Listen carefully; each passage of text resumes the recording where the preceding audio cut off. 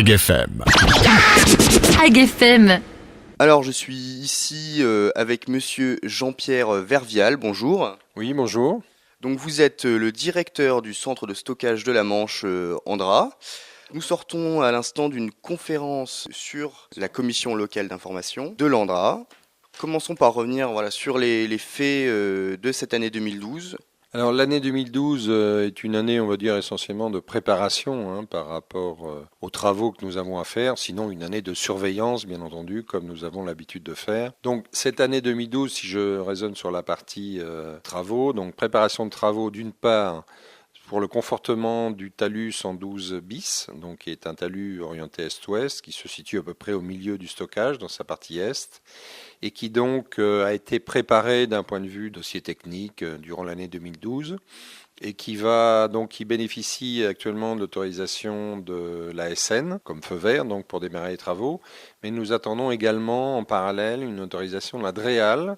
Pourquoi la DREAL ? Eh bien tout simplement parce que nous avons sur le site une espèce protégée, une plante qui s'appelle l'érythrée couchée, et donc pour laquelle nous devons apporter un maximum de soins pour éviter d'avoir bloqué notre planning de travaux.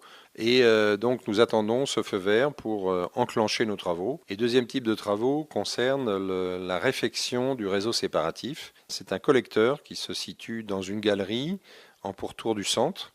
Donc il est prévu de réparer ce collecteur, de le changer, de le modifier, d'en modifier un certain nombre d'éléments, d'en simplifier la géométrie également, puisque nous devons, dans l'évolution du centre, essayer d'aller vers des solutions de plus en plus simples, puisque c'est un petit peu, on va dire, l'objectif de la surveillance, c'est d'aboutir à une situation de plus en plus, on va dire, passive, donc un effort de surveillance de plus en plus réduit, j'allais dire, simplement, c'est pas un arrêt, c'est une réduction, même titre d'ailleurs que la radioactivité diminue sur notre centre, ça va de pair. J'aimerais revenir sur l'ASN. Alors l'ASN est omniprésente sur le site. Donc, je rappelle que l'ASN, c'est l'autorité de sûreté nucléaire. Quelles mesures vraiment de surveillance sont mises en place sur le site ? Alors, il faut savoir que l'ASN est connu comme étant le gendarme du nucléaire. En ce sens, c'est cette structure, cette autorité qui vient vérifier si les exploitants travaillent correctement, on va dire.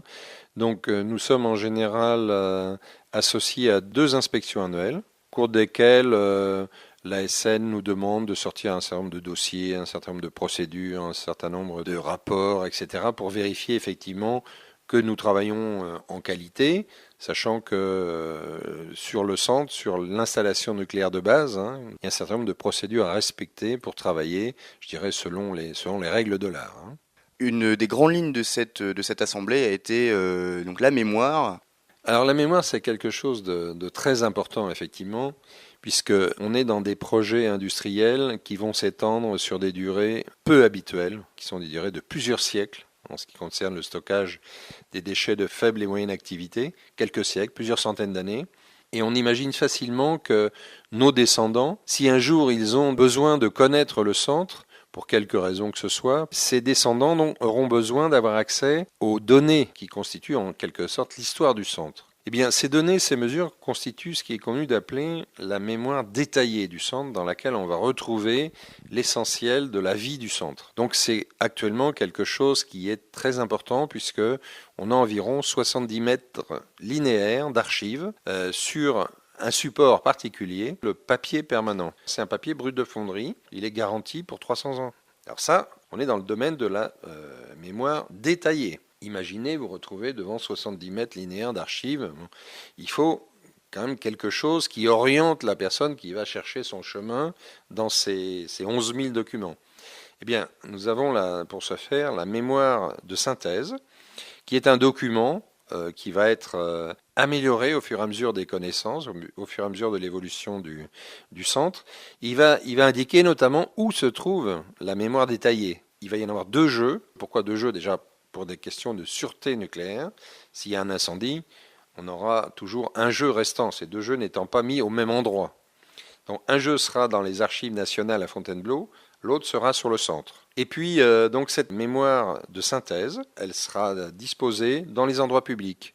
de manière à ce que, par le nombre d'exemplaires qui existent, il y en a toujours un qui soit accessible aux générations de l'époque. Et dans ce document, on trouvera, en condensé, la vie du centre, mais également l'endroit où se trouve la mémoire détaillée. Voyez-vous ? Et puis j'ajouterais qu'il y a encore un troisième type de mémoire, c'est la mémoire géographique. À savoir qu'il faut que les gens, dans plusieurs siècles, sachent que cette butte verte qu'ils ont dans leur paysage, c'est un centre de stockage de déchets radioactifs qui peut être toujours potentiellement dangereux.